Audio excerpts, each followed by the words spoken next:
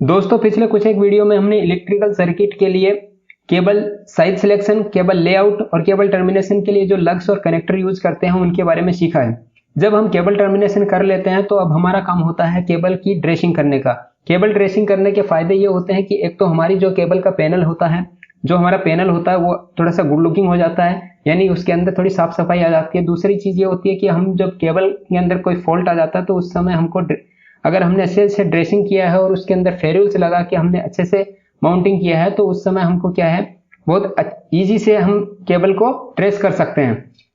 तो आज के इस वीडियो के अंदर केबल ट्रेसिंग के लिए जो केबल टाइज यूज करते हैं उनके बारे में सीखेंगे कि किस किस टाइप की केबल टाइज आपको मार्केट में मिलेंगी और किस किस साइज की आपको केबल टाई मिलेंगी, ताकि हम अपनी जरूरत के अनुसार एक अच्छी टाइप की केबल्स का सिलेक्शन करके अपना कार्य कर सकें। तो नमस्कार, मेरा नाम है महेंद्र कुमार सैनी और आप देख रहे हैं एमकेएसएम टेक गाइड। दोस्तों केबल टाइज विभिन्न प्रकार की आती हैं, जिनमें से पहले है मान लो मिनिएचर केबल टाइज होती हैं जो कि बहुत छोटे साइज की आती हैं, ठीक है।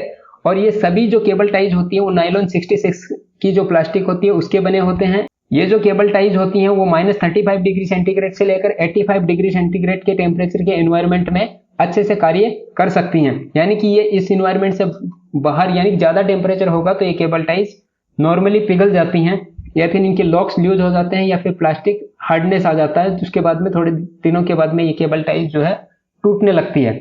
तो हम जब मार्केट में केबल टाइज खरीदने जाते हैं तो उस समय हमें मार्केट में जिससे भी हम कुछ केबल टाइज खरीदते हैं या जिस भी कंपनी से हम केबल टाइज मंगाते हैं तो वहां पे हम कुछ एक स्पेसिफिकेशन देते हैं, जैसे हमारे केबल की लेंथ, टाई की लेंथ क्या होगी, उसकी विड्थ क्या रहेगी। और ये दोनों चीजें हम किस हिसाब से डिसाइड करेंगे, ये हम दो चीजें देखेंगे कि हमारे केबल्स का जो है वो बंडल कितना बनने वाला है, यानी कि उसका डाया क्या रहने वाला है। दूसरा, हमारे केबल के ऊपर वेट कितने वाला है, यानी कि हम जो बंडल बनाएंगे टाई करने के लिए उसका वेट कितना होने वाला है, ठीक है। तो इन चीजों को ध्यान में रख के हम एक केबल टाई सिलेक्ट करेंगे, ठीक है। तो ये वाली जो मिनिएचर केबल टाइज होती हैं वो आपको 100 mm की लेंथ से लेकर 200 mm की लेंथ तक मिल जाती हैं।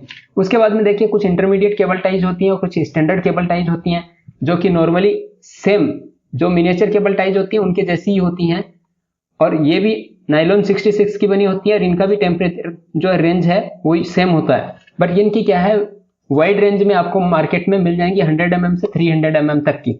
और ये जो केबल टाइज होती हैं वो 18 kg वेट तक का लोड ले सकती हैं, ठीक है। देखिए हम जब मार्केट में खरीदने जाते हैं केबल टाइज तो वो भी क्या होती है कि एक स्टैंडर्ड लेंथ के अंदर और स्टैंडर्ड विड्थ में ही आपको मिलेंगी। तो हमारी रिक्वायरमेंट के अनुसार हम जो है सिलेक्शन कर सकते हैं। मार्केट में आपको 100 mm से लेकर 750 mm तक की लेंथ के और 2.2 mm से लेकर 8.8 mm की विड्थ तक की टाई आपको मिल जाएगी। जो हेवी ड्यूटी की केबल्स होती हैं, यानी जो पावर सर्किट की केबल होती हैं, जहां पे हम जो है एसटी केबल्स की बात कर रहा हूं, एसटी केबल्स को टाई करने के लिए जो है हेवी ड्यूटी केबल टाइज का यूज किया जाता है, जिनके अंदर स्ट्रेंथ बहुत ज्यादा होती है। और कहीं कहीं पे हम जो है स्टील वाली जो केबल टाइज होती हैं उनकी भी यूज करते हैं। तो इनका जो स्ट्रेंथ होता है वो 55 kg वेट तक का होता है और ये मार्केट में आपको 200 mm से लेकर 750 mm तक मिल जाएंगे। उसके बाद में देखिए मार्कर केबल्स टाई होती हैं, जहां पे आपको मान लो कि केबल्स के जो रन्स होते हैं उनको इक्विपमेंट का नाम हम शो करना चाहते हैं, जैसे अपनी आइडेंटिफिकेशन के लिए, तो उस जगह पे हम इस टाइप की केबल टाइज का यूज करेंगे। और यहाँ पे हम अपने जो इक्विपमेंट है, जिस इक्विपमेंट के लिए केबल इंस्टॉल की गई है उसका हम जो है डिटेल लिख देते हैं, ताकि हमारे लिए ये इजी रहे आइडेंटिफाई करने में, ठीक है।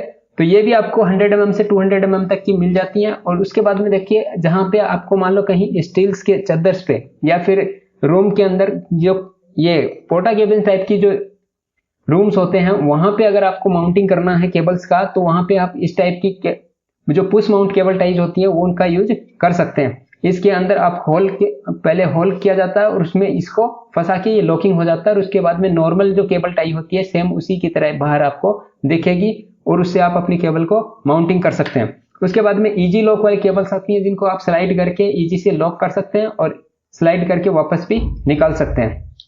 उसके बाद में वायर कलेक्शन टाइज होती हैं, जैसे मान लो हमारा कभी कभी कार्य क्या होता है, वेरिएबल होता है, जैसे एक रन डालने के बाद में हमने थोड़ा सा टाई करके रख दिया और उसके बाद में हमारे केबल्स के और रन वहां से आने रहते हैं, तो उस टाइम पे हमको क्या है वापस केबल टाई को खोलना पड़ता है। तो ऐसी जगहों पे हम क्या करेंगे, वायर कलेक्ट टाइज का यूज करते हैं, जहां पे हम जो है इस टाइप की लॉकिंग रहती है, इसको थोड़ा सा टेढ़ा करके जो है वो वापस लॉकिंग खुल जाता है। तो ऐसी केबल टाइज का यूज करेंगे, या फिर दूसरी टाइप की जो रिलीजेबल केबल टाइज होती हैं उनका भी यूज कर सकते हैं, जहां पे आपको एक वेरिएबल लॉक मिलता है। रिलीज करने के लिए इसको पुश करके जो है हम इसका लॉक, इसका डाया जो है वेरी कर सकते हैं। ठीक है। और उसके बाद में देखिए कहीं कहीं पे हमको ऐसा रहता है कि हमारी केबल्स जो होती हैं वो ऑन वाल होती हैं, यानी दीवार के ऊपर बाहर से रन कर रही होती हैं। तो उस जगहों पे हम क्या करेंगे कि केबल जो स्क्रू वाली केबल टाइज होती हैं उनका यूज कर सकते हैं। तो स्क्रू करके यहाँ पे केबल टाई को माउंट कर देते हैं। उम्मीद करता हूं केबल टाइज के बारे में ये वाली जानकारी आपको अच्छी लगी होगी। धन्यवाद।